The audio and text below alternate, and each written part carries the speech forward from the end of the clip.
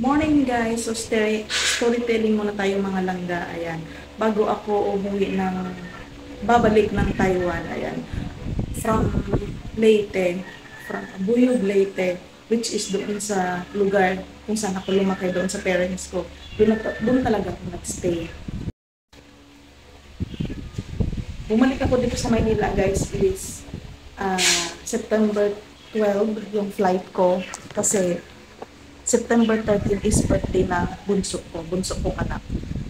So, ayusin lang natin yung ating camera, guys. So, yung journey ko papunta dito sa Manila is anong tawag nito, napaka-hassle. Kasi una pa lang doon pa lang sa airport ng Tacloban is na-delay na ako ng 1 hour and a half. Tapos, pagdating ko naman dito sa Maynila is wala talaga ako sariling bahay guys na matutulugan. Kasi may bahay ako sa Rizal is hindi pa namin nalilipatan. So wala pang mga gamit. Ngayon, meron naman ako dito mga kamag-anakan. Medyo malayo sa anak ko. So, ang ginawa ko is doon ako nakitira muna sa aking pinsan, which is malapit sa bahay ng aking mga anak. Hindi ako makapag-stay doon sa bahay ng aking mga anak dahil hindi na kami in good terms ng papa nila. In shortcut is separated na po kami. Then, hindi na ako pwedeng mag-stay doon sa kanilang inuupahan dahil yun nga is wala na kami. So, ngayon, doon ako sa pinsan ko, which is malapit sa bahay ng inupahan ng mga anak ko para magkikita-kita pa rin kami. Kung gusto kong makita, gusto kong makapagbanding ng aking mga anak. So, yun nga yung ginawa ko. Nakiusap ako doon sa pinsan ko na kung pwede doon muna ako ng 2 nights. Ayan, 2 nights. So, okay naman. Wala namang problema. Mabait naman yung pinsan ko. Pinatuloy ako ng bukal sa loob. Ayan, shout out pala kay Rowena Rote. Ayan, hi Weng. Thank you so much. Dahil sa pag-ampon mo sa akin ng 2 nights dito sa Manila.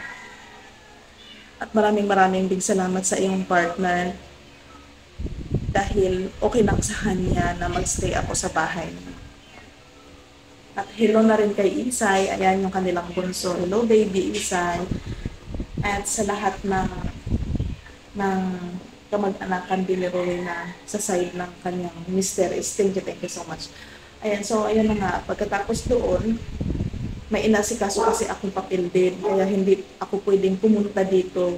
Andito kasi ako ngayon guys sa Taguig. Ayan, sa bahay naman ni Nanay Nina Navarro. Ayan, shout out nanay. Maraming salamat at sa mga anak niya lang lalo na kay yung kasama niya dito si ate at saka si Aliyah. Maraming salamat.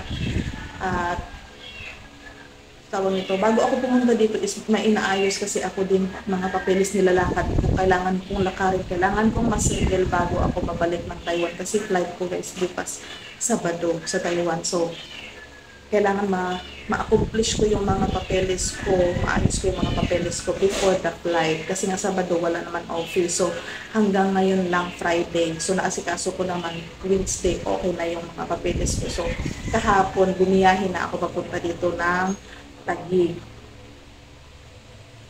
So, okay naman yung biyahe ko. Hindi naman ako nagkandiligaw-ligaw kasi ang technique guys, kung hindi nyo alam, kung address lang ang alam nyo, or first time kayong pumunta sa isang lugar, at dapat alam nyo yung address, at saka bago kayo sumakay, magtanong muna kayo hindi lang isang beses, 2-3 beses kayo magtanong kung sure ba yung sasakyan nyo, kung ganito ba yung jeep or bus na sasakyan nyo, kung saan kayo hihinto, ganon. Ganon din naman pagpapalik kayo. Yun ang technique guys, para hindi kayo mawala. Kasama nyo lagi si magtanong guys. So yun, nakahiga ako dito ng 1 night. So time check is 9:16. Ayan, 9:16.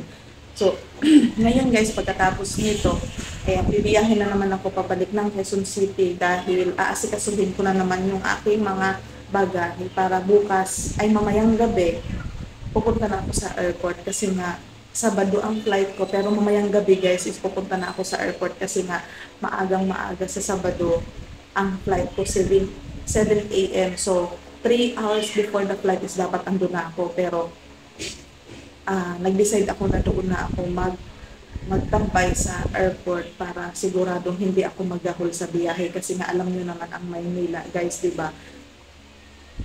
Quezon City ako manggagaling mamayang gabi. So medyo kung doon ako mag-sleep over sa Quezon City ngayong gabi, tapos magbibiyahe ako bukas madaling araw, baka mamaya late ako sa flight ko. So kailangan ready ako sa flight ko kasi nga pag naiwan ka ng eroplano wala na.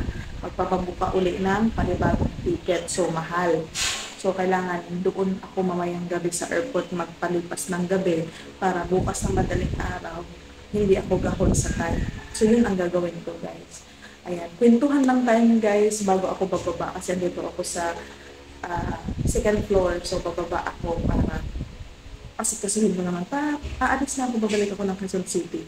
Ayan, yun lang yung naging journey ko guys from Leyte to Manila bago ako mag-fly bukas ng umaga. So, yun nga, kung kasama niyo si magtanong at hindi kayo mahiyang lumapit din sa mga kamag-anakan niyo kasi yung mga kamag-anakan naman guys is mabait naman sa kung marunong na din. Kasi ako naman guys is kahit matagal na ako dito sa abroad is hindi naman ako yung hindi na rin nangungumusta sa mga kamag-anakan. Hindi. Tapos, eto si nanay Nina yung tinirahan ko ngayon one night. Side ng aking papa. So, maraming salamat guys. Yun lang yung aking i-share sa inyo. Sana nagustuhan niyo yung aking video. Huwag niyo pong kalimutan guys, mag-subscribe, mag-hit like, comment, and pakishare na po yung aking video. Mag-comment po kayo at huwag niyo pong kalimutan na itap ang notification bell para po updated kayo. May bago ako panibagong video sa inyo. Huwag niyo pong kalimutan yung Stop with LVOFW Adventures guys. Bye! See you Taiwan tomorrow. Bye guys! Ayan, dito ako nag-sleep kagabi. Bye! Bye guys!